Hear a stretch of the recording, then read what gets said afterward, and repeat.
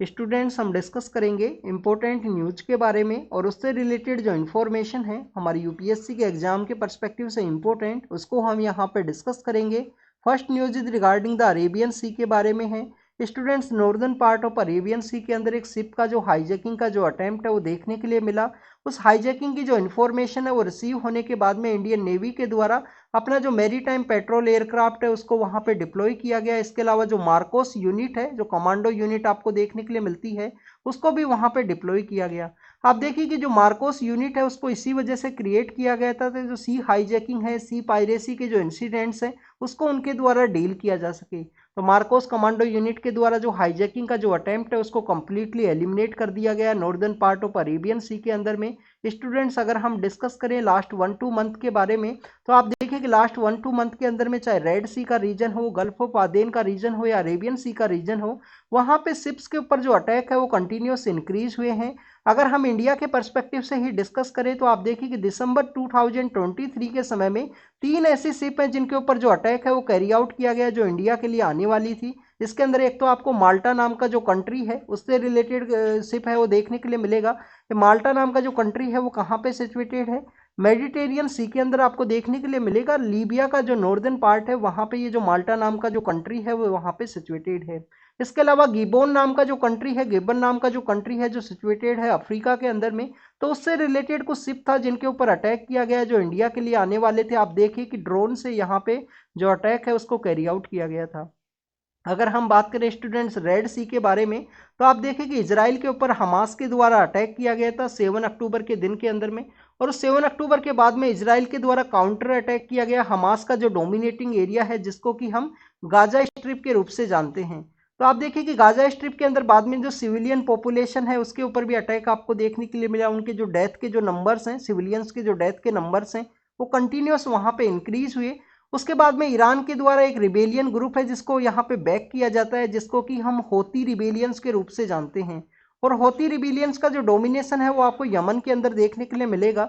और आप देखिए कि रेड सी के अंदर यमन का एक स्पेसिफिक जो प्रेजेंस है वो देखने के लिए मिलता है। वहाँ पे उनका जो पोर्ट है वो भी सिचुएटेड है और पोर्ट के ऊपर भी होती रिबेलियंस का ही प्रेजेंट समय में डोमिनेशन है। तो आपके लिए यहाँ पे होमवर्क ये है कि कुछ दिन पहले हमने उस पोर्ट के बारे में डिस्कस किया था।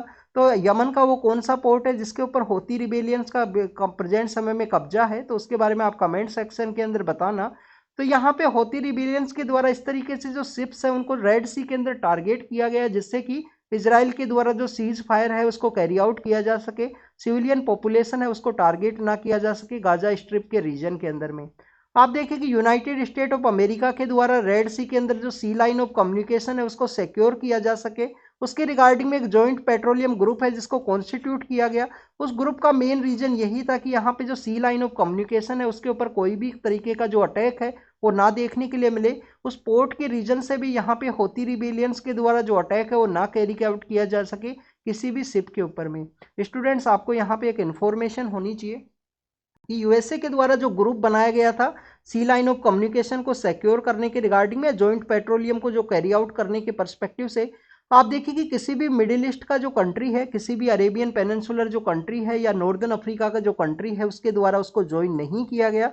वो शो करता है कि बेसिकली इजराइल के द्वारा जिस तरीके से सिविलियन पॉपुलेशन को जो टारगेट किया गया उसका जो डिसकंटेंट है उन कंट्रीज के अंदर प्रेजेंट समय में आपको देखने के लिए मिलता है। इवन इजिप्ट नाम का जो कंट्री है, इजिप्ट नाम का जो कंट्री है उसके द्वारा भी इस ग्रुप को नहीं ज्वाइन किया गया। अब इजिप्ट को यहाँ पे क्यों रीड किया हमने स्पेशली, आप देखिए जो कंप्लीटली जो रेड सी का जो रीजन है, हॉर्न ऑफ अफ्रीका के थ्रू जो ट्रैफिक यहाँ पे पास होता है, ट्रेड के परस्पेक्टिव से जो शिप का जो ट्रैफिक आपको देखने के लिए मिलता है, उसका जो कंप्लीटली जो रिवेन्यू है इजिप्ट को यहाँ पे रिसीव होता है सुएज कैनाल के परस्पेक्टिव से। सुएज कैनाल के परस्पेक्टिव से जो रिवेन्यू है वो इजिप्ट के द्वारा यहाँ पे जनरेट होता है। और इस तरीके से सी लाइन ऑफ कम्युनिकेशन को अगर सिक्योर नहीं किया जाएगा, उसको यहाँ पे जो अटैक्स है वो देखने के लिए मिलेंगे, तो कम्प्लीटली ये जो ट्रेड है वो यहाँ पे डिक्लाइन होगा। इजिप्ट का जो इकोनॉमी है जो कम्प्लीटली डिपेंड है इस सुएज कैनाल के ऊपर में, वो उसका भी आपको जो डिक्लाइन है वो देखने के लिए मिलेगा। ऑलरेडी इजिप्ट के अंदर में जो इन्फ्लेशन है वो काफ़ी ज़्यादा है। स्टूडेंट्स, अगर हम इस रीजन के बारे में बात करें या ये जो हाईजैकिंग का जो अटेम्प्ट किया गया अरेबियन सी के अंदर में उसके बारे में हम डिस्कस करें, तो आप देखिए कि सोमालिया नाम का एक कंट्री है, हॉर्न ऑफ अफ्रीका के अंदर एक कंट्री है सोमालिया, जिसका एक हिल नाम का जो टाउन है, कोस्टल टाउन, वहाँ पे ये जो हाईजैकिंग का जो अटेम्प्ट है वो देखने के लिए मिला है। और आप देखिए ये हॉर्न ऑफ अफ्रीका की जो कंट्रीज हैं जिनको कि बेसिकली हम एक निमोनिक है, सीड नाम का निमोनिक, हॉर्न ऑफ अफ्रीका के जो कंट्रीज हैं उनके वहाँ पे आपको जो सी पायरेसी, सी हाईजैकिंग, शिप हाईजैकिंग का जो इंसिडेंट्स हैं वो कंटिन्यूस देखने के लिए मिलते हैं। तो आप देखिए कि हॉर्न ऑफ अफ्रीका के बेसिकली यहाँ पे 4 कंट्रीज हैं जिसके अंदर सोमालिया है जहाँ पे इल नाम का जो टाउन है जिसपे ये हाईजैकिंग अटेम्प्ट देखने के लिए मिला। इथोपिया है, इथोपिया यहाँ पे जो डायरेक्ट अपना जो बॉर्डर है वो शेयर नहीं करता है, बट हाईजैकिंग करने वाले जो पर्सन्स हैं उनका जो डोमिनेशन है वो आपको देखने के लिए मिलेगा, जो इंसर्जेंट ऑर्गेनाइजेशन है उनका डोमिनेशन देखने के लिए मिलेगा इथोपिया के अंदर में। इसके अलावा स्टूडेंट्स इरिट्रिया नाम का जो कंट्री है जो बेसिकली जिबूती के पास में सिचुएटेड है, और जिबूती नाम का जो कंट्री है वहाँ पे मैक्सिमम कंट्रीज का आपको जो नेवी का जो बेस है या वहाँ का जो डिफेंस फोर्सेज का जो बेस है वो देखने के लिए मिलेगा, जिसके अंदर चाइना का भी बेस है जो जिबूती के अंदर सिचुएटेड है। स्टूडेंट सितंबर 2019 के समय में एक कोड ऑफ कंडक्ट है वो इस्टेब्लिशमेंट में आया था जिसको हम जिबूती कोड ऑफ कंडक्ट के रूप से जानते हैं। आप देखें जिबूती कोड ऑफ कंडक्ट का भी मेन रीजन यही था कि यहाँ पे जो सी पायरेसी है हॉर्न ऑफ अफ्रीका के रीजन के अंदर में उसको यहाँ पे डिक्लाइन करना है, सी लाइन ऑफ कम्युनिकेशन है उसको सिक्योर करना है। स्टूडेंट्स अगर हम इनका जो ज्योग्राफिकल लोकेशन है उसके बारे में अगर हम डिस्कस करें तो आप देखें कि यहाँ बेसिकली जो सोमालिया है वो आपको देखने के लिए मिलेगा, और यहाँ पे जो इल नाम का जो टाउन है जहाँ पे बेसिकली इस हाईजैकिंग का जो अटेम्प्ट है जिसको कैरी आउट किया गया। आप देखें कि यहाँ पे जिबूती सिचुएटेड है, यहाँ पे इथोपिया बेसिकली अपना जो एरिया है वो शेयर नहीं करता है। यहाँ पे इथोपिया देखने के लिए मिलेगा, यहाँ पे आपको इटीरिया देखने के लिए मिलेगा। और ये बेसिकली जो मिडिल ईस्ट का जो रीजन है अरेबियन पेनिनसुला है जहाँ पे बेसिकली ये जो मैप है जो रोंग यहाँ पे ड्रॉ हुआ स्टूडेंट्स, तो आप देखिए कि इस तरीके से है। और यहाँ पे आपको जो अरेबियन पेनिनसुला देखने के लिए मिलेगा, यहाँ पे यमन नाम का कंट्री है, यहाँ पे गल्फ ऑफ आदेन है, यहाँ पे रेड सी है, बेसिकली यहाँ पे जो पोर्ट है वो सिचुएटेड है जिसको आपको होमवर्क के अंदर बताना है। आपके लिए यहाँ पे एक और होमवर्क है, होमवर्क ये है इजिप्ट के अंदर हम स्वेज कैनाल के बारे में रीड करते हैं जो इजिप्ट का जो इकोनॉमी है उसके पर्सपेक्टिव से इंपॉर्टेंट है। तो आप देखिए कि स्वेज कैनाल के अंदर बेसिकली स्वेज कैनाल इस तरीके से एक स्ट्रिप का रीजन है। आप देखिए कि एक तो इस तरफ से पोर्ट है जो आपको इस रेड सी के अंदर देखने के लिए मिलेगा, एक मेडिटेरियन सी के अंदर एक पोर्ट है। तो आपको दोनों पोर्ट्स के बारे में बताना है। एक पोर्ट के बारे में तो हमने कुछ दिन पहले ही हमारा जो टेलीग्राम चैनल है उसके ऊपर रीड किया था, त्वैफिक नाम का जो पोर्ट है उसके बारे में। वहाँ पे इंडियन पीएम है वो विजिट किए थे रिसेंटली, जब जुलाई अगस्त के समय में इजिप्ट का जो विजिट है उसके लिए गए थे। वहाँ पे एक मेमोरियल है वर्ल्ड वॉर फर्स्ट के पर्सपेक्टिव से, वो भी वहाँ पे सिचुएटेड है, तौफीक नाम का जो पोर्ट है उसके वहाँ पे। तो आपको जो स्वेज कैनाल का जो सेकंड पोर्ट है उसके बारे में बताना कि दूसरे जो मेडिटेरियन सी के साइड में या रेड सी के साइड में कौन सा पोर्ट है, उसके बारे में आप कमेंट सेक्शन के अंदर जरूर से बताना। इंडिया का जो जीडीपी का जो एस्टिमेशन है वो एनएसओ के द्वारा यहाँ पे इंक्रीज करके बताया गया है। आप देखिए कि आरबीआई के द्वारा जो जीडीपी का जो यहाँ पे एस्टिमेशन बताया गया था उससे हाई करके इनके द्वारा बताया गया कि आने वाले समय में जीडीपी का जो डेवलपमेंट है वो हाई आपको यहाँ पे देखने के लिए मिलेगा। स्टूडेंट्स अगर हम बात करें यहाँ पे एनएसओ के बारे में तो आपको जो मोस्पी नाम का जो मिनिस्ट्री है, ministry of static and programme implementation, जो बेसिकली सांसद आदर्श ग्राम योजना है। इसके अलावा आप देखिए कि जो एमपी लेड का जो स्कीम है, मेंबर ऑफ पार्लियामेंट को जो लोकल एरिया डेवलपमेंट के लिए जो मनी दिया जाता है वो भी इसी मिनिस्ट्री के थ्रू आपको देखने के लिए मिलेगा। तो उसी के अंदर में आपको एनएसओ है वो देखने के लिए मिलता है। आप देखिए कि एनएसओ को किस तरीके से क्रिएट किया गया था। तो सेंट्रल स्टैटिक ऑर्गेनाइजेशन है एनएसएसओ नाम का जो ऑर्गेनाइजेशन है उनको मर्ज करते हुए 2019 के समय में गवर्नमेंट के द्वारा एनएसओ नाम का जो ऑर्गेनाइजेशन है उसको क्रिएट किया गया है ministry of statics and programme implementation के अंदर में। नेक्स्ट अगर हम बात करें फेक ड्रग के बारे में तो मिनिस्ट्री ऑफ होम अफेयर्स के द्वारा जो सीबीआई का जो इंक्वायरी है उसके रिगार्डिंग में रिकमेंड किया गया है। ये बेसिकली दिल्ली के अंदर देखने के लिए मिला है कि दिल्ली के हॉस्पिटल्स के अंदर में जो ड्रग का जो क्वालिटी है वो वहाँ पे डिक्लाइन हुआ, उसी के रिगार्डिंग में जो केस है उसको सीबीआई को रेफर किया गया है। आप देखिए कि स्टेट्स के अंदर में अगर सीबीआई को केस रेफर किया जाएगा तो वहाँ पे एक जनरल कंसेंट का जो प्रोविजन है वो आपको देखने के लिए मिलता है, जिस एक्ट के थ्रू सीबीआई को क्रिएट किया गया है Delhi special police establishment act. उसी के थ्रू आप देखिए कि उसके अंदर एक सेक्शन 6 के अंदर जनरल कंसेंट का प्रोविजन है, जो मैक्सिमम जो गवर्नमेंट पावर के अंदर में है सेंटर के अंदर में, उसके अपोजिशन में जो पार्टीज हैं उनके द्वारा जिन भी स्टेट्स के अंदर में पावर के अंदर में आते हैं वो यहाँ पे सीबीआई को बेसिकली यहाँ पे जनरल कंसेंट है उनके द्वारा प्रोवाइड नहीं किया जाता है। क्या विदाउट जनरल कंसेंट के रिगार्डिंग में भी यहाँ पे सीबीआई के द्वारा इन्वेस्टिगेशन को कैरी आउट किया जा सकता है? अगर स्टूडेंट्स उस स्टेट का जो हाई कोर्ट है या सुप्रीम कोर्ट के द्वारा यहाँ पे किसी केस के अंदर कह दिया जाए कि यहाँ पे सीबीआई का इंक्वायरी होगा, तो इंक्वायरी को कैरी आउट किया जाता है। स्टूडेंट्स बेसिकली यहाँ पे एक फेस्टिवल के बारे में बताया गया है। ये यहाँ पे गोरखा रेजिमेंट है, उसके जो सोल्जर्स हैं उनको शो किया गया है। तो आपको गोरखा के रिगार्डिंग में एक इन्फॉर्मेशन ये होनी चाहिए, काफ़ी ज़्यादा आपको ब्रेव सोल्जर्स हैं वो देखने के लिए मिलते हैं। गोरखाज के रिगार्डिंग में एक जो लाइन्स है वो कहा जाता है इंडियन आर्मी के अंदर में। और आप देखिए कि इनके द्वारा एक वेपन है जिसको यूज किया जाता है, बेसिकली जो चाकू जो होता है ना, नाइफ जो होता है, उस तरीके का एक वेपन यूज किया जाएगा जिसको कि खुरकी के नाम से जाना जाता है गोरखाज के अंदर में। और उसी के रिगार्डिंग में एक बार इंडियन आर्मी के द्वारा, इंडियन डिफेंस फोर्सेज के द्वारा अफ्रीका के अंदर एक कंट्री है सीरिया लियोन, सीरिया लियोन नाम का जो कंट्री है, वहां पे 2003 के अंदर में इंडियन जो डिफेंस फोर्सेज है उनके द्वारा आउटसाइड द इंडियन लैंड के वहां पे भी जो कुछ ऑपरेशन है जिनको कैरी आउट किया गया था, जिसको ऑपरेशन जो खुरकी है उसी का नाम दिया गया था। इसके रिगार्डिंग में काफ़ी फेमस बुक है, कभी आपको समय मिले तो आप रीड करना। ऑपरेशन खुरकी है, जो बेसिकली जो गोरखा रेजिमेंट का जो वेपन होता है, एक नाइफ आपको देखने के लिए मिलेगा, गोरखा जो कम्युनिटी है उनके साथ में उसको जो खुरकी है उसका नाम दिया जाता है। नेक्स्ट अगर हम बात करें स्टूडेंट्स, यहाँ पे हमने सी हाईजैकिंग के बारे में बात की थी। तो हमने कुछ दिन पहले भी आपको एक मूवी मैंने सजेस्ट की थी, जब भी आप फ्री रहो, जब आपको समय मिले तो उस मूवी को आप जरूर से देखना। उसका नाम है कैप्टन फिलिप्स, जिसके अंदर वहाँ पे जो हॉर्न ऑफ अफ्रीका के अंदर इस तरीके के जो सी पायरेसी के जो इंसिडेंट्स देखने के लिए मिले हैं उसकी रिगार्डिंग में एक मूवी बनाई गई थी। रियल स्टोरी बेस है। 2008 के समय में या 9 के समय में यूएसए का एक शिप था जिसको उस तरीके से हाईजैकिंग करने का कोशिश किया गया था, जिसको हम अलबामा के नाम से जानते हैं। तो this is all the information related to the sea hijacking के बारे में है, खुरकी के बारे में है। और ये खुरकी जो है बेसिकली इस वेपन का नाम एक और केस के अंदर में सामने आया था, एक मिस्टीरियस केस है जिसके अंदर आप देखें कि एक गर्ल है जिसका वहां पे मर्डर किया गया था। आरूसी तलवार अगर आपने केस सुना हो तो उसके अंदर भी बेसिकली जो खुरकी है जो गोरखाज यूज करते हैं, उसी जो वेपन है उसका नाम है जो मेंशन किया गया था कि उसका यूज किया गया उसके मर्डर के अंदर में। अभी तक उसका जो कौन किसके द्वारा किया गया काफ़ी ज़्यादा मिस्टीरियस केस है, क्योंकि आप देखिए कि हमारा जो किसी भी क्राइम सीन के अंदर में जो इनिशियल जो आवर्स होते हैं वो एक इम्पोर्टेंट रोल प्ले करते हैं। अगर क्राइम सीन को कम्प्लीटली यहाँ पे अच्छे से मैनेज नहीं किया गया है तो वहाँ पे जो एविडेंस है उनको रिसीव करना काफ़ी ज़्यादा जो डिफ़िकल्टी है वो आपको देखने के लिए मिलेगा।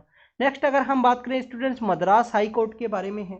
आप देखिए कि मद्रास हाई कोर्ट के बारे में यहाँ पे ये बताया गया है सुप्रीम कोर्ट के द्वारा कि मद्रास हाई कोर्ट के द्वारा कहा गया था कि गवर्नर के द्वारा किसी भी मिनिस्टर को यहाँ पे रिमूव है वो नहीं किया जा सकता है जब तक वहाँ पे काउंसिल ऑफ मिनिस्टर के द्वारा सजेस्ट नहीं किया जाए।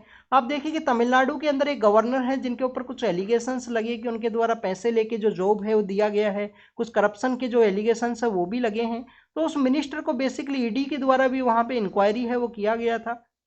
आप देखिए कि बेसिकली मिनिस्टर को विदाउट पोर्टफोलियो है वो रखा गया है, मिनिस्टर का जो टाइटल है उनको दिया गया है बट कोई भी पोर्टफोलियो है उनको अलोकेट नहीं किया गया। उसके बाद में गवर्नर के द्वारा उनको रिमूव कर दिया गया था। उसके बाद में आप देखिए कि मद्रास हाई कोर्ट के अंदर जो केस है वो फाइल किया गया। सुप्रीम कोर्ट ने भी उस केस को माना है यहाँ पे कि गवर्नर के द्वारा जो रिमूवल है वो नहीं किया जा सकता है, विदाउट पोर्टफोलियो भी यहाँ पे रखा जा सकता है मिनिस्टर्स को। आप देखिए कि स्टूडेंट्स काउंसिल ऑफ मिनिस्ट्री के अंदर में कितने मिनिस्टर हैं जो क्रिएट किए जा सकते हैं किसी भी यहाँ पे चीफ मिनिस्टर के द्वारा, तो आपको देखने के लिए मिलेगा टोटल जितनी उस स्टेट का जो सीट है, टोटल सीट का जो 15% है उसी को यहाँ पे काउंसिल ऑफ मिनिस्टर के अंदर में शामिल किया जा सकता है। 91st जो कॉन्स्टिट्यूशन अमेंडमेंट एक्ट है उसके थ्रू इस प्रोविजन को किया गया था 2003 के समय में कि यहाँ पे जो 15% लोग हैं उन्हीं को मिनिस्ट्री के रूप में शामिल किया जा सकता है। स्टूडेंट्स यहाँ पे हमने दिल्ली के बारे में रीड किया। आप देखिए कि दिल्ली वैसे तो यूनियन टेरिटरी है बट वहाँ पे भी आपको जो लेजिस्लेटिव असेंबली है वो देखने के लिए मिलता है। तो क्या दिल्ली के अंदर भी 15% जो काउंसिल ऑफ मिनिस्टर के अंदर में जो लोग हैं उनको शामिल किया जा सकता है? स्टूडेंट दिल्ली के रिगार्डिंग में 69 जो कॉन्स्टिट्यूशन अमेंडमेंट एक्ट है उसके अंदर कहा गया था कि बेसिकली दिल्ली के अंदर ओनली 10 मिनिस्टर्स हैं, उनको 10% जो लोग हैं उन्हीं को मिनिस्टर बनाया जा सकता है। देखिए कि दिल्ली के अंदर 70 बेसिकली लेजिस्लेटिव असेंबली के अंदर सीट हैं, तो टोटल 7 जो लोग हैं उनको यहाँ पे मिनिस्टर है वो बनाया जा सकता है। नेक्स्ट अगर हम बात करें ईडी के बारे में, हमने डिस्कस किया कि तमिलनाडु के जो मिनिस्टर हैं जिनको विदाउट पोर्टफोलियो रखा गया है। आप देखिए कि ईडी के द्वारा यहाँ पे एक तृणमूल के एक लीडर हैं उनके ऊपर रेड करने के लिए गए थे, वहाँ के जो रेजिडेंट्स हैं उनके द्वारा इस तरीके से अटैक किया गया। कंटिन्यूस इस तरीके से जो इंस्टीट्यूशंस हैं, एजेंसीज का जो यूज है, मिसयूज जो अपोजिशन के द्वारा एलिगेशंस लगाए जाते हैं। आप देखिए उसके बाद में इन एजेंसीज का जो ट्रस्ट है वो बेसिकली ब्रीच हुआ है पब्लिक के पर्सपेक्टिव से। ईडी के बारे में अगर हम बात करें तो इसको एनफोर्समेंट यूनिट के रूप में क्रिएट किया गया था इनिशियल फेज के अंदर में। 1957 के समय इसको ईडी के रूप में क्रिएट किया गया। मिनिस्ट्री ऑफ फाइनेंस के अंडर में वर्क करता है। यहाँ पे कोई भी मनी लॉन्ड्रिंग का जो इश्यू हो, मनी लॉन्ड्रिंग के अलावा जो टेरर फाइनेंसिंग है, उन सभी को इनके द्वारा बेसिकली डील किया जाता है ईडी के पर्सपेक्टिव से। आप देखें कि दिजी यात्रा के बारे में है, यहाँ पे बताया गया है कि सेंटर के द्वारा कुछ प्राइवेट इंस्टीट्यूशंस हैं जिनको ये बेसिकली कॉन्ट्रैक्ट दिया गया है। एयरपोर्ट के ऊपर में आपका जो फेशियल रिकॉग्निशन जो टेक्निक है, फेशियल जो रिकॉग्निशन जो टेक्निक है, उसके द्वारा आपका जो इन्फॉर्मेशन है उसको यहाँ पे कलेक्ट किया गया इस दिजी यात्रा के अंदर में। आप देखिए कि इसके रिगार्डिंग में कुछ कंसर्न्स है वो रेज किए गए थे काफ़ी सारे जो सिविलियन पॉपुलेशन है, काफ़ी सारे ऐसे एनजीओज हैं उनके द्वारा, किसके अंदर में आपका जो प्राइवेसी है उसका वायलेशन होगा, आपका जो इन्फॉर्मेशन है वो यहाँ पे स्टोर किया जाएगा। दिजी यात्रा के पर्सपेक्टिव से इसको जॉइंट वेंचर के रूप में क्रिएट किया गया था 2013 के समय में। 2013 के समय जॉइंट वेंचर के रूप में क्रिएट किया गया कंपनीज एक्ट के अंडर में। आपका जो फेशियल रिकॉग्निशन टेक्निक के थ्रू आपका इंफॉर्मेशन रिसीव किया जाएगा विदाउट आपकी कंसेंट के। इसके अलावा आप देखिए कि आपका जो काफ़ी सारी जो इन्फॉर्मेशन है वो यहाँ पे स्टोर की जाएंगी एजेंसीज के द्वारा। इसके रिगार्डिंग में और भी काफ़ी सारा आपको बेनिफिट भी देखने के लिए मिलेगा। सपोज कीजिए कोई क्रिमिनल पर्सन है तो उसके रिगार्डिंग में जो इन्फॉर्मेशन है वो रिसीव हो सकेगा कि उनके द्वारा कहाँ पे ट्रेवल किया गया है, कहाँ पे उनके द्वारा अपना जो फेस है या अपना जो अपीयरेंस है उसको चेंज करते हुए उनके द्वारा ट्रेवल तो नहीं किया गया, उसको भी रिकॉग्नाइज करने में ये हेल्प करेगा। तो this is all the information related to the Digi Yatra के बारे में। उसको पायलट बेसिस पे चलाया गया जिसके बारे में मेंशन किया गया है। एनजीटी के द्वारा द हिंदू के अंदर एक रिपोर्ट है वो पब्लिश हुई थी जिसके बारे में भी हमने रीड किया था 3 दिसंबर के दिन में। आप देखिए कि भोपाल के अंदर स्टूडेंट्स कल भी हमने डिस्कस किया भोजताल नाम का जो लेक है उसके बारे में। अभी जो इन्फॉर्मेशन है वो काफ़ी एक इम्पोर्टेंट टॉपिक है। देखिए कि काफ़ी बार आप जब नीट और जो जेई के जो एग्जाम्स है जो 12th की engineering college and medical college के पर्सपेक्टिव से लगते हैं उनके अंदर ये क्वेश्चन है वो काफ़ी कॉमन वे में पूछा जाता है कि 1984 के समय में जब भोपाल गैस ट्रेजेडी हुआ था तो उस समय कौन सी जो गैस है उसका वहाँ पे लीकेज हुआ था। तो मिथेल आइसोसाइनाइड है, मिथेल आइसोसाइनाइड नाम का जो गैस है उसका वहाँ पे लीकेज हुआ था स्टूडेंट। आप देखिए कि इसके रिगार्डिंग में एक अभी रिसेंटली एक बेसिकली जो वेब सीरीज है वो न्यूज आई है। वेब सीरीज को हम रेलवे मैन के नाम से जानते हैं, शायद रेलवे मैन है उसका नेम, जिसके अंदर शो किया गया है कि वहाँ पे उस दिन जो रेलवेज वहाँ पे चल रही थी भोपाल के उस रीजन के अंदर में, भोपाल है इटारसी का जो रीजन है उसके अंदर में जो रेलवेज है उनके द्वारा किस तरीके से लोगों को जो रेस्क्यू करने में जो हेल्प है वो किया गया था। तो आपको समय मिले तो आप वहाँ पे देखना। मिथाइल आइसोसाइनाइड नाम का जो गैस है उसका वहाँ पे लीकेज हुआ था भोपाल के अंदर में। अब उसका जो टॉक्सिक वेस्ट है जिसकी वजह से वहाँ पे ग्राउंड वाटर है उसका जो कंटामिनेशन का जो न्यूज़ है वो सामने आया है। आपको पता होना चाहिए कि यूनियन कार्बाइड नाम का एक कंपनी था जिसके अंदर मिथाइल आइसोसाइनाइड है उसका लीकेज हुआ, उसी का जो बेसिकली टॉक्सिक वेस्ट है जिसकी वजह से वहाँ पे ग्राउंड वाटर का जो कंटामिनेशन है उसके बारे में बताया गया। एनजीटी के द्वारा बेसिकली इस न्यूज़ रिपोर्ट को जो सूट ऑफ कोग्निजेंस है वो लिया गया है और उनके द्वारा कहा गया कि वहाँ पे जो सेंट्रल ग्राउंड वाटर अथॉरिटीज हैं उनको डायरेक्शंस दिया गया कि क्यों इसको बेसिकली यहाँ पे अभी तक रिमूव है वो नहीं किया गया है इस टॉक्सिक वेस्ट को। तो आपको यहाँ पे एक इन्फॉर्मेशन है या होमवर्क है आपका, सेंट्रल ग्राउंड वाटर अथॉरिटी है वो कौन से एक्ट के थ्रू उसको क्रिएट किया गया है, क्या इन्वायरमेंट प्रोटेक्शन एक्ट 1986 के थ्रू इसको क्रिएट किया गया है या कौन से एक्ट के थ्रू क्रिएट किया गया है, उसके बाद में आप कमेंट सेक्शन के अंदर जरूर से बताना। स्टूडेंट नेक्स्ट न्यूज़ भी भोपाल के ही बारे में है। भोपाल के सेंट्रल पार्ट के अंदर में एक नेशनल पार्क आपको देखने के लिए मिलता है जिसको कि हम जानते हैं वन विहार नेशनल पार्क के नाम से, वन विहार नेशनल पार्क के रूप से हम जानते हैं जो भोपाल के अंदर सिचुएटेड है। आप देखिए कि वहाँ पे एक स्लोट बियर है, स्लोट बियर जिसको कि इंडियन बियर के रूप से भी हम जानते हैं। वन ऑफ द ओल्डेस्ट एक बियर है जो उसका वहाँ पे डेथ हुआ है, उसको वन विहार नेशनल पार्क के अंदर ही दफनाया जाएगा। अगर हम बात करें स्लोट बियर के बारे में तो बेसिकली जो आलसी जो बियर होते हैं उन्हीं को बेसिकली कहा जाता है इंडियन बियर के रूप से भी। इसका जो IUCN स्टेटस है वो आपको वल्नरेबल देखने के लिए मिलेगा IUCN के अंदर में। नेक्स्ट अगर हम बात करें स्टूडेंट्स इन्वायरमेंट के ही पर्सपेक्टिव से है आप देखिए कि थुथुनकोडी नाम का जो एरिया है, थुथुकोडी एरिया है जो सदर्न पार्ट ऑफ तमिलनाडु के अंदर सिचुएटेड है। वहाँ पे स्टरलाइट के अगेंस्ट में जो प्रोटेस्ट है वो देखने के लिए मिला था 2018 के समय में। और आप देखिए कि पुलिस के द्वारा बेसिकली वहाँ पे जो पॉपुलेशन है जो प्रोटेस्ट कर रहे थे उसके ऊपर जो फायरिंग है वो किया गया है, ये फोटो के अंदर में दिखाया गया है। तो उसी के रिगार्डिंग में एक पर्सन है, उनकी जो मदर है, उनके द्वारा कोर्ट के अंदर में पेटिशन फाइल की गई है कि पुलिस के रिगार्डिंग में जो मर्डर केस है वो यहाँ पे फाइल किया जाए। आप देखिए कि कुछ दिन पहले भी ये टॉपिक न्यूज़ के अंदर में था, जब तमिलनाडु हाई कोर्ट के द्वारा कहा गया था कि बेसिकली ओनली 3 पुलिस पर्सन्स है जिनको चार्जशीट के अंदर जो नाम है वो शामिल किया गया था उस प्रोटेस्ट के ऊपर फायरिंग की वजह से। आप देखिए कि हाई कोर्ट के द्वारा ये कहा गया था कि जो पर्सन्स है वो ज़्यादा है। अगर हम इसके रिगार्डिंग में बात करें, वहाँ पे कॉपर का जो प्रोडक्शन है वो इंक्रीज हुआ था, और पोल्यूशन की रिगार्डिंग में वहाँ के पोल्यूशन की जो इंसिडेंट सामने आए उसके रिगार्डिंग में जो प्रोटेस्ट है उसको कैरी आउट किया गया था लोकल पॉपुलेशन के द्वारा, और उसी प्रोटेस्ट के अंदर में पुलिस के द्वारा फायरिंग कर दिया गया था। अभी ये जो थुथुनकोडी का जो एरिया है जो सदर्न पार्ट ऑफ तमिलनाडु है वो न्यूज़ के अंदर में क्यों था, वहाँ पे स्टूडेंट्स एक हैवी रेनफॉल है वो भी देखने के लिए मिला था रिसेंटली, तो इस वजह से भी ये टॉपिक है अभी रिसेंटली न्यूज़ के अंदर में था। नेक्स्ट अगर हम बात करें स्टूडेंट केरला के बारे में है, तो आप देखिए कि वहाँ पे जो ग्रीन कॉरिडोर्स हैं उनको यहाँ पे जो बेसिकली इनोग्रेट किया गया है उनके बारे में स्टार्ट किया गया है। तो आपको यहाँ पे ग्रीन कॉरिडोर्स के बारे में एक तो इन्फॉर्मेशन होनी चाहिए कि कोई भी ग्रीन फील्ड में जो प्रोजेक्ट स्टार्ट होता है वो कम्प्लीटली न्यू बेसिस पे स्टार्ट होगा। ब्राउन फील्ड एंड जो अदर जो प्रोजेक्ट्स है उसके ऊपर आप देखिए कि ऑलरेडी जो प्रोजेक्ट जो चल रहा है उसको ही रिनोवेट किया जाएगा, उसी को चेंज किया जाएगा। तो यहाँ पे रोड कनेक्टिविटी के पर्सपेक्टिव से जो ग्रीन फील्ड कॉरिडोर है उसको भी स्टार्ट किया गया है। केरल जो स्टेट है उसको दूसरे जो यहाँ पे स्टेट्स हैं जिसमें कर्नाटक है, महाराष्ट्र है, तमिलनाडु है, उसको भी कनेक्ट करने की रिगार्डिंग में इन कॉरिडोर्स है उनको यहाँ पे भारत परियोजना के अंदर में डेवलप किया गया है। स्टूडेंट्स आपको यहाँ पे केरल के बारे में इंफॉर्मेशन होनी चाहिए। सपोज कीजिए कि केरल का मैप है, सपोज कीजिए कि केरल का मैप है, आपको यहाँ पे इंफॉर्मेशन ये होनी चाहिए कि केरल के अंदर में काफ़ी ऐसे सिटीज़ हैं जिनका जो नेम है वो आपको के नाम से देखने के लिए मिलेगा। तो हो सकता है आपसे 3 या 4 जो नेम्स है वो लिख दिए जाएं एग्जाम पेपर के अंदर में, और आपसे क्वेश्चन पूछ लिया जाए कि नॉर्दर्न पार्ट के अंदर में कौन सा सिचुएटेड है। आप देखिए कि सबसे नॉर्दर्न के अंदर में आपको जो कासरगोड है वो देखने के लिए मिलेगा, कासरगोड है वो देखने के लिए मिलता है। नेक्स्ट आप देखिए कि यहाँ पे जो कन्नूर है वो सिचुएटेड है। कन्नूर जो रिसेंटली न्यूज़ के अंदर में था, जो यहाँ पे कर्नाटक के जो फॉरेस्ट डिपार्टमेंट के द्वारा अपने अंडर में उसको कवर किया गया था। आप देखिए कि हमारे यहाँ पे कुछ स्टेट्स के अंदर में कुछ बाउंड्री डिस्प्यूट्स है वो देखने के लिए मिलते हैं, जो अभी यहाँ पे कन्नूर के रिगार्डिंग में रेज हुआ था यहाँ पे केरल और कर्नाटक का। नेक्स्ट अगर हम बात करें सबसे टॉप के ऊपर है स्टूडेंट खासरगोड है, खासरगोड सबसे नॉर्थ के अंदर में आपको देखने के लिए मिलेगा। फिर कन्नूर है, कन्नूर के ही यहाँ पे आपको माही नाम की जो जगह है वो सिचुएटेड है। अब ये माही क्या है, आप देखिए कि पुडुचेरी नाम का यूनियन टेरिटरी के बारे में हम डिस्कस करते हैं, और पुडुचेरी के अलग अलग पार्ट्स है जिसमें कराईकल है, कराईकल के अलावा यमन है, यमन के अलावा आप देखिए कि माहे हैं, माहे जो कि केरल के अंदर सिचुएटेड है।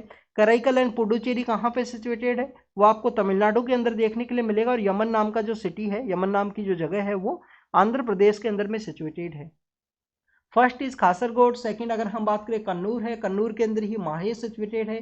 फिर आपको कोझीकोड है वो देखने के लिए मिलेगा, और कोझीकोड को रिसेंटली स्टूडेंट्स किसके अंदर में शामिल किया गया है, यूनेस्को का जो क्रिएटिव सिटीज नेटवर्क है, यूनेस्को का जो क्रिएटिव सिटीज नेटवर्क है उसके अंदर में शामिल किया गया है।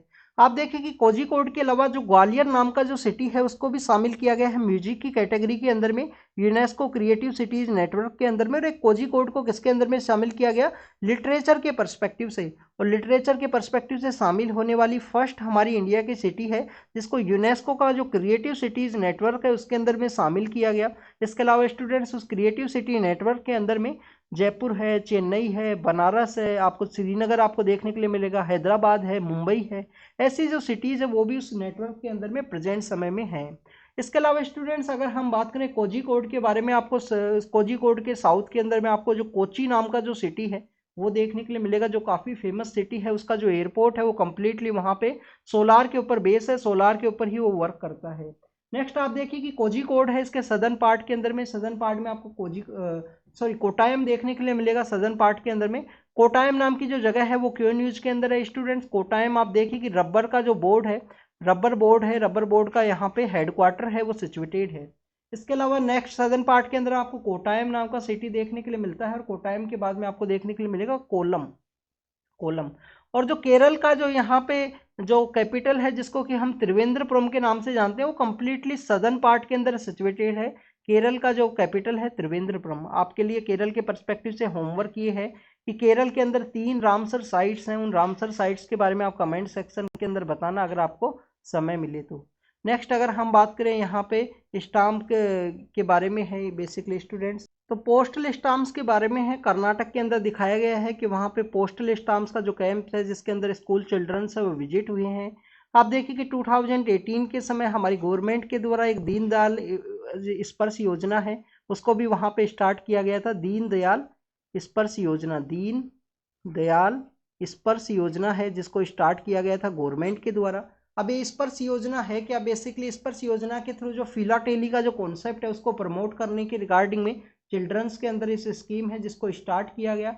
Scholarship for promotion of application of research in the stamp as a hobby के रूप में, कि स्टाम्प्स का जो कलेक्शन है उसका हॉबी है उसको प्रमोट किया जा सके। और आप देखिए कि कोई भी इंपॉर्टेंट पर्सनैलिटी है उसके 100 ईयर्स कंप्लीट होने के रूप में या 200 ईयर्स कंप्लीट होने के समय में जो स्टाम्प्स है उनको रिलीज किया जाता है पोस्टल ऑफिस के द्वारा। तो ये एक इम्पोर्टेंट इन्फॉर्मेशन है। स्पर्श स्कीम के बारे में आपको पता होना चाहिए कि जिसके अंदर फिलाटेली का जो कॉन्सेप्ट है उसको चिल्ड्रंस में प्रमोट करने के रिगार्डिंग में गवर्नमेंट के द्वारा स्टार्ट किया गया था। अभी हमने जनरल कंसेंट के बारे में रीड किया था, तो आप देखिए कि वहाँ पे जो डिप्टी सीएम है कर्नाटक के अंदर में, उनके रिगार्डिंग में ये इन्फॉर्मेशन है कि कर्नाटक हाई कोर्ट के द्वारा पूछा गया कि सीबीआई को जो जनरल कंसेंट है वो क्यों वहाँ पे रिमूव किया गया। तो जनरल कंसेंट के बारे में ऑलरेडी हमने डिस्कस किया है।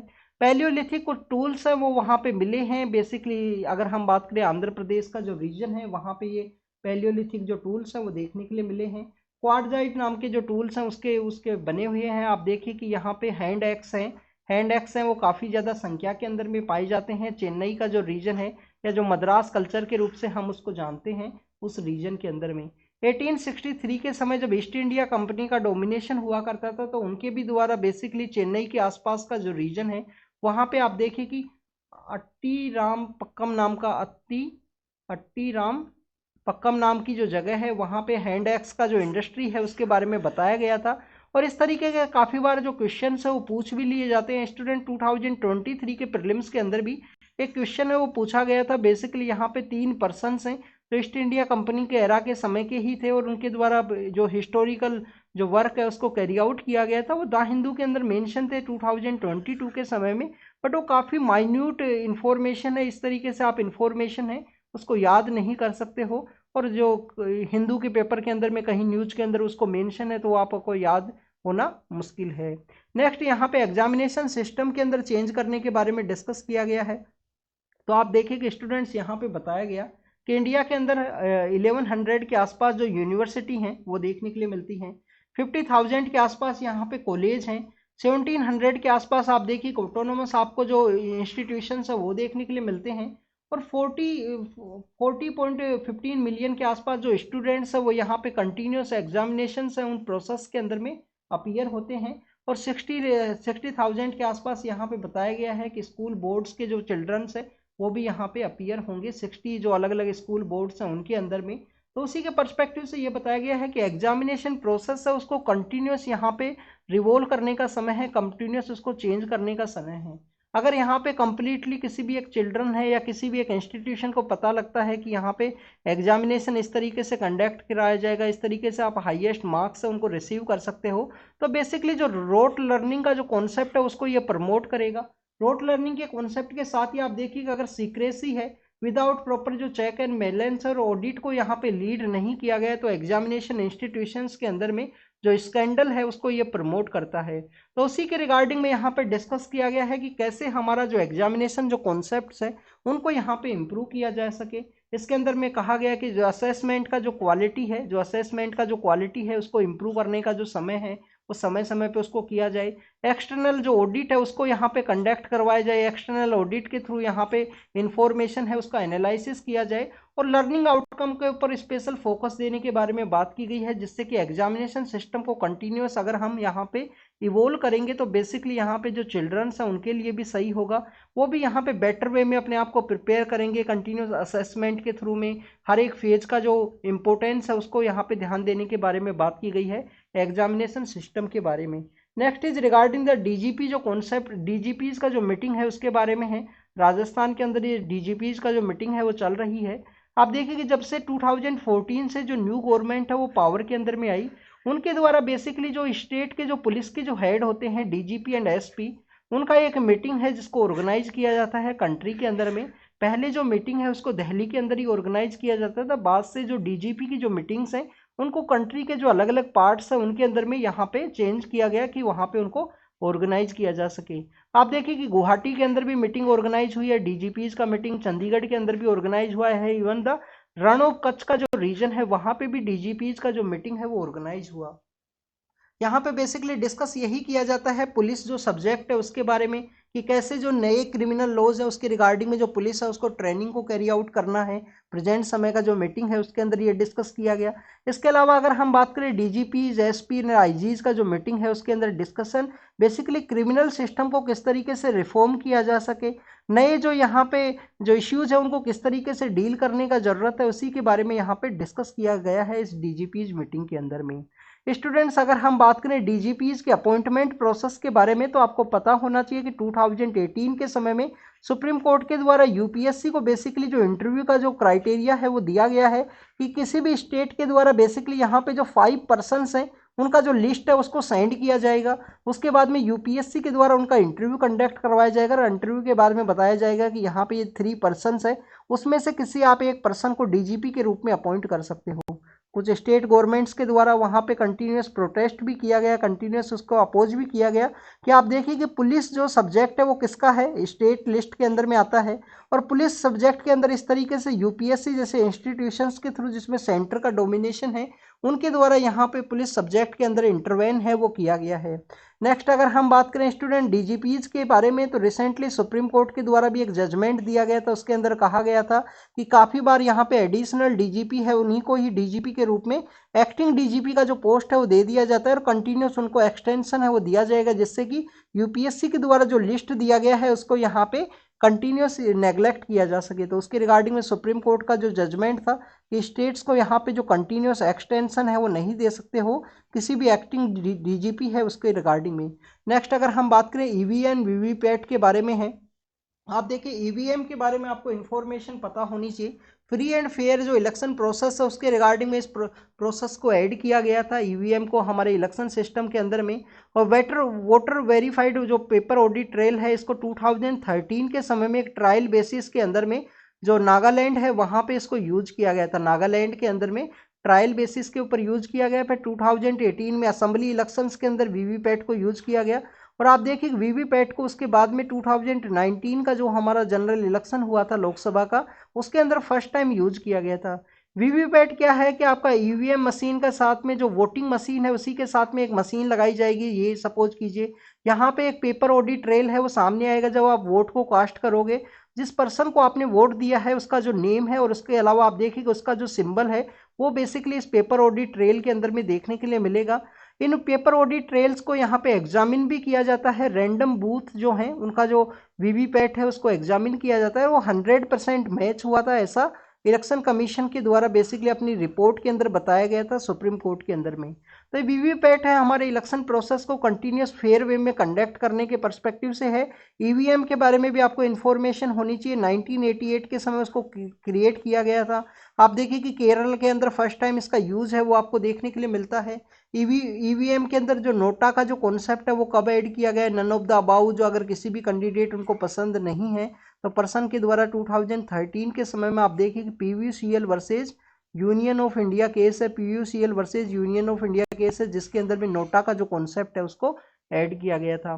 तो अभी रिसेंटली इलेक्शन कमीशन के द्वारा जो जयराम रमेश हैं कांग्रेस पार्टी के पर्सन, उनको कहा गया है उनके जो भी एलिगेशंस हैं उनको डिसमिस किया गया है कि यहाँ पे ईवीएम एंड वीवीपैट के कॉन्सेप्ट के थ्रू फ्री एंड फेयर वे में जो इलेक्शंस हैं उनको कैरी आउट किया जाता है।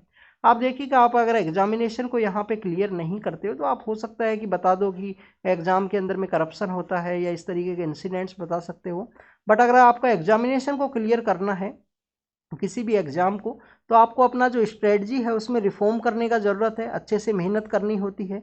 तो उसी तरीके का प्रोसेस ये है कि पॉलिटिकल पार्टीज़ को बेसिकली जहाँ पे उनको जीत मिलती है वहाँ पे ईवीएम सही है, जहाँ पे जीत नहीं मिलती है वहाँ पे ईवीएम के अंदर जो हैकिंग है या ईवीएम के अंदर इस तरीके का जो एक्टिविटी है उसको कैरी आउट किया गया है, ऐसे उनके एलिगेशंस आपको देखने के लिए मिलते हैं। नेक्स्ट अगर हम बात करें स्टूडेंट्स, यहाँ पे जो पीजी के जो डॉक्टर्स हैं, पीजी मेडिकल के रिगार्डिंग में जो यहाँ पे बिल्स जो पास किए गए हैं उसके अंदर उनके द्वारा कंसर्न रेज किया गया है कि यहाँ पे जो रेजिडेंशियल डॉक्टर्स हैं उनका जो वर्किंग आवर्स है जब वो पीजी के अंदर होते हैं तो उनका जो वर्किंग आवर्स है उसको अभी एड्रेस नहीं किया गया है। और भी काफ़ी सारे इश्यूज हैं जैसे मेंटल हेल्थ का जो इश्यू है उसको एड्रेस नहीं किया गया। आप देखिए कि काफ़ी सारे जो रेजिडेंशियल डॉक्टर्स हैं जो उनके द्वारा बेसिकली यहाँ पे जो सुसाइड्स के जो अटैम्प्ट्स है वो भी देखने के लिए मिलते हैं। उनकी जो वर्किंग कंडीशंस है उसके रिगार्डिंग में या आप देखिए उनकी जो मेंटल हेल्थ का जो कंडीशन है टू मच वर्किंग आवर्स की वजह से देखने के लिए मिलेगा। तो उसी के रिगार्डिंग में कंसर्न्स रेज किया गया कि उनको इस तरीके से एड्रेस नहीं किया गया है नए जो बिल हैं उनके अंदर में। नेक्स्ट अगर हम बात करें पृथ्वी प्रोग्राम के बारे में है, यूनियन कैबिनेट के द्वारा जो पृथ्वी प्रोग्राम है उसको बेसिकली यहाँ पे ग्रीन सिग्नल है वो दिया गया है। मिनिस्ट्री ऑफ अर्थ साइंस के अंडर में जो 5 ऐसे इनिशिएटिव्स है उसको सब्स्यूम कर दिया जाएगा पृथ्वी प्रोग्राम के थ्रू। आप देखिए कि यहाँ पे बेसिकली हमारा जो लॉन्ग टर्म ऑब्जर्वेशन कॉन्सेप्ट है, चाहे एटमॉस्फेयर का हो, ओशियन का हो, जियोस्फेयर का हो, क्रायोस्फेयर का हो या सॉलिड अर्थ जो सरफेस है उसका ऑब्जर्वेशन हो, उसी के रिगार्डिंग में जो पृथ्वी प्रोग्राम है उसको लॉन्च किया गया है कैबिनेट के द्वारा। उसका मेन मोटिव यही है कि 5 जो प्रोग्राम्स है उसको सब्स्यूम करना मिनिस्ट्री ऑफ अर्थ साइंस के अंडर में एक कंप्लीटली यूनिलेटरल वे में यहाँ पे जो अर्थ का जो ऑब्जर्वेशन है उसके हर एक पार्ट का ऑब्जर्वेशन इस पृथ्वी प्रोग्राम के थ्रू कैरी आउट किया जाए। स्टूडेंट्स डीप ओशियन मिशन के बारे में भी है यहाँ पे इंफॉर्मेशन। जो 6000 करोड़ का एक मिशन है मिनिस्ट्री ऑफ अर्थ साइंस का जिसके अंदर में यहाँ पे मैंड जो समर्सिबल व्हीकल है जिसको सेंड किया जाएगा हमारे जो डीप ओशियन के अंदर में, तो आप देखिए उसको भी सब्स्यूम कर लिया जाएगा इस मिनिस्ट्री ऑफ अर्थ साइंस के इस पृथ्वी प्रोग्राम के अंडर में। 10 मिनिस्ट्रीज है जो यहाँ पे वर्क करेंगे जिसके अंदर इंडियन मीटरोलॉजिकल डिपार्टमेंट है, IITM पुणे है, हमारा जो यहाँ पे जो मीडियम एंड लॉन्ग रेंज जो वेदर फोरकास्टिंग सिस्टम्स है, ये सभी तरीके के ऐसे जो इंस्टीट्यूशंस है वो यहाँ पे एक कोलोब्रेशन रूप में वर्क करेंगे इस पृथ्वी प्रोग्राम के अंदर में। Next is about the maternity जो यहाँ पे टर्मिनेशन मेडिकल टर्मिनेशन और प्रेगनेंसी के बारे में है। आप देखिए मेडिकल टर्मिनेशन और प्रेगनेंसी के बारे में यहाँ पे मेंशन किया गया। इसके बारे में आपको पता होना चाहिए कि 1971 का एक एक्ट हुआ करता था जिसके अंदर बेसिकली जो 12 वीक्स तक टर्मिनेशन है उसको वन जो मेडिकल प्रैक्टिशनर्स है जिसके द्वारा अलाउ किया जाता था। बाद में 2021 के समय इसको अमेंड करते हुए गवर्नमेंट के द्वारा जो 24 वीक्स तक है, 20 वीक्स तक का जो यहाँ पे प्रेगनेंसी है उसको वन मेडिकल प्रैक्टिशनर के द्वारा डील किया जाएगा। 20 से 24 का अगर समय है तो उसको 2 जो मेडिकल प्रैक्टिशनर्स हैं उनके द्वारा डील किया जाएगा कि वहाँ पे जो प्रेगनेंसी है उसको टर्मिनेट करना है या नहीं करना है। क्या आफ्टर द 24 वीक के बाद में भी उस प्रेगनेंसी को टर्मिनेट किया जा सकता है? तो स्टूडेंट्स आप देखिए कि यहाँ पे एक विडो है जिनका जो टर्मिनेशन ऑफ प्रेगनेंसी और 29 वीक्स का था उसको यहाँ पे टर्मिनेट करने के लिए हाई कोर्ट के द्वारा अलाउ किया गया। काफ़ी सारे ऐसे केसेज हैं जो समय समय पे देखने के लिए मिलते हैं आपको। मेडिकल टर्मिनेशन ऑफ प्रेगनेंसी के जो एक्ट के अंदर में जो चेंज आया उसके अंदर स्टेट्स के अंदर जो बोर्ड बनाना होगा उसके बारे में आप जरूर से रीड करना। इंफॉर्मेशन एंड ब्रॉडकास्टिंग मिनिस्ट्री के द्वारा बेसिकली जो पब्लिक कंसल्टेशन है या पब्लिक के जो फीडबैक्स हैं वो मांगे गए हैं बिल्स के रिगार्डिंग में, तो ये हमारे एग्जाम के पर्पज से इंपॉर्टेंट नहीं है। ये बेसिकली यहाँ पे जो चेंज किया गया है उसी बिल को मेंशन किया गया है जिसके अंदर अभी चेंजेस जो लाए गए थे जिसके अंदर पीरियोडिक जो रजिस्ट्रेशन का जो प्रोसेस है उस प्रेस के रिगार्डिंग में, तो एग्जाम के पर्पज से इंपॉर्टेंट नहीं है। जब कंप्लीटली बिल को मेंशन किया जाएगा जब हम रीड करेंगे। इंडिया का जो सेकुलरिज्म है उसके बारे में किसी पर्सन के द्वारा स्टेटमेंट दिया गया कि यूरोप में जैसा है वैसा ही सेम है। आप देखिए कि हमारे यहाँ पे सेकुलरिज्म के दो कॉन्सेप्ट आपको देखने के लिए मिलते हैं। एक है बेसिकली धर्म निरपेक्ष का जो कॉन्सेप्ट है जिसके अंदर में कंप्लीटली यहाँ पे जो चर्च एंड जो स्टेट है उसका कंप्लीटली जो सेपरेशन है। एक आपको देखने के लिए मिलेगा इंडिया के अंदर जो सर्वधर्म समभाव का जो कॉन्सेप्ट है, सर्वधर्म समभाव का जो कॉन्सेप्ट है वो इंडिया के अंदर देखने के लिए मिलता है कि सभी रिलीजन को यहाँ पे इक्वल वे में ट्रीट करना है। आप देखिए कि रिलीजन के पर्सपेक्टिव से जो आर्टिकल 25 से लेकर जो आपको 28 तक के जो आर्टिकल्स है जिसके अंदर में सभी रिलीजन्स को यहाँ पे प्रोफेस करने का प्रोपेगेट करने का जो यहाँ पे राइट है वो दिया गया है। इसको स्टूडेंट्स, इसके अलावा अगर हम बात करें आर्टिकल 14 है जिसमें इक्वलिटी के बारे में है, 29 एंड 30 है जहाँ पे कल्चरल एंड एजुकेशन राइट्स है जो माइनॉरिटी कम्युनिटीज़ को भी दिया गया है। सेकुलरिज्म कॉन्सेप्ट के बारे में अगर हम बात करें 42nd कॉन्स्टिट्यूशन अमेंडमेंट एक्ट के थ्रू इसको हमारे प्रियम्बल के अंदर में ऐड किया गया था। और आप देखिए कि ये प्रोविजन ऑलरेडी हमारे कॉन्स्टिट्यूशन फ्रेमर्स के द्वारा ऐड किए गए थे कॉन्स्टिट्यूशन के अंदर में, कि जिससे कि सभी रिलीजन्स को इक्वल वे में ट्रीट किया जा सके। Next is about the ISRO का यहाँ पे फ्यूल सेल बेस्ड जो पावर सिस्टम है उसके बारे में है। आप देखिए कि 100 वोट का एक क्लास पॉलीमर जो इलेक्ट्रोलाइसिस मेम्ब्रेन के रूप में इसको यहाँ पे प्लेस किया गया है। रिसेंटली जो PSLV C58 का जो लॉन्च किया गया है उसी के साथ में, जिसके थ्रू यहाँ पे 180 वोट का जो पावर है उसको जनरेट किया जाएगा हाइड्रोजन प्लस ऑक्सीजन को जिसमें स्टोर किया गया है हाई प्रेशर जोन के रूप में, उसका यूज करते हुए 180 यहाँ पे जो पावर है उसका जनरेशन किया जाएगा इस फ्यूल बेस्ड पावर सिस्टम के अंदर में स्पेस के दौरान में। बेसिकली आने वाले जो हमारे मिशन है 2035 तक उसके अंदर इसको यूज किया जा सकता है फ्यूल बेस्ड पावर सिस्टम के बारे में। आप देखिए वर्ल्ड के परस्पेक्टिव से जो न्यूज़ है वहाँ पे बांग्लादेश के पोलिंग्स के बारे में है कि वहाँ पे पोलिंग से पहले कुछ जो इंसिडेंट है वो सामने आए हैं। आप देखेंगे आने वाले समय में बांग्लादेश के अंदर जो वोटिंग है वो होने वाला है, और वोटिंग के अंदर में जो BNP नाम का जो पार्टी हुआ करता था बांग्लादेश नेशनल पार्टी, उनके द्वारा कंप्लीटली जो पोल्स है उनको बाइकआउट किया गया है। नेक्स्ट अगर हम बात करें एक फिल्म स्टार के बारे में है, उनका डेथ हुआ है। This is regarding the waste जावा के बारे में है। वेस्ट जावा के अंदर भी एक ट्रेन का कोलैप्स होने की वजह से कुछ लोगों का वहाँ पे डेथ हुआ। ईरान के अंदर में जो क्रेमन नाम का जो सिटी है जहाँ पे अटैक हुआ, आप देखिए कि उसका जो रिस्पॉन्सिबिलिटी है इस्लामिक स्टेट के द्वारा लिया गया, और जो जनरल कासिम सुलेमानी है उनका आपको जो वर्क है वो कम्प्लीटली यहाँ पे इस्लामिक स्टेट को जो कंट्रोल किया गया था इनके द्वारा इराक एंड सीरिया के अंदर में, उसी के रिगार्डिंग में देखने के लिए मिलता है। उनको लिविंग मार्टर का जो स्टेटस है वो भी दिया गया है ईरान के अंदर में। लेबनान के जो सदर्न पार्ट के अंदर जो लोग रहने वाले हैं वो इजराइल बॉर्डर के साथ में, आप देखिए कि वो कंटिन्यूस वॉर की तरह उनका जो अफेक्ट है वो देखने के लिए मिला है।